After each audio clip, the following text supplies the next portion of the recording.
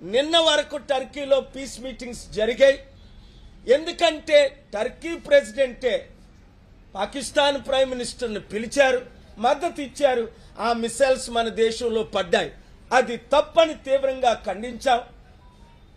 అలా చేసినందువల్ల మన దేశాల మధ్య యుద్ధాలు ఎక్కువ అవుతున్నాయని ఖండించడం జరిగింది.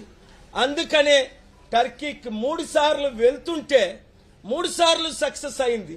ఎవరు కాల్ చేశారో ఇండిగో ఎయిర్లైన్స్కి. నన్ను ఆపారు ఇల్లీగల్గా. ఆపగలిగారా?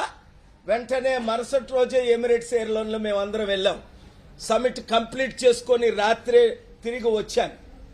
శాంతిని మనం సపోర్ట్ చేయాలి. ఈరోజు ట్రంప్ ఏం చేస్తున్నారు? మన దేశాన్ని తిడుతున్నాడు. ఎందుకంటే ఖటార్, సౌదీ, యునైటెడ్ అరబ్ ఎమిరేట్స్ లాగా 1 ట్రిలియన్ ఎంత అంటే మన దేశ జీడిపిలో 3వ వంతు 3 రోజుల్లో ఆయన యుద్ధ సామగ్రిని అమ్ముతున్నాడు. యుద్ధ సామగ్రిని అమ్మేవాళ్ళు యుద్ధాన్ని ఆపగలరా? నేను ఇండియా పాకిస్తాన్ వారిని ఆపానంటాడు. అందుకే అందరూ ఆయన్ని చీ అన్నారు. ఆపింది దేవుడు ప్రజల ప్రార్థనల ద్వారా.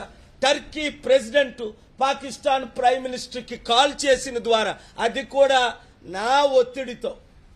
ఎందుకు? శాంతినే ప్రకటించాలి. అందుకే ఈ మధ్య నేను ఫోటోలు రిలీజ్ చేయట్లేదు. ఎవరితో మీటింగ్లు అయినా ఎవరికి ఫోటోలు రిలీజ్ చేస్తే వాళ్ళకు ఒత్తిడులు అవుతున్నాయి.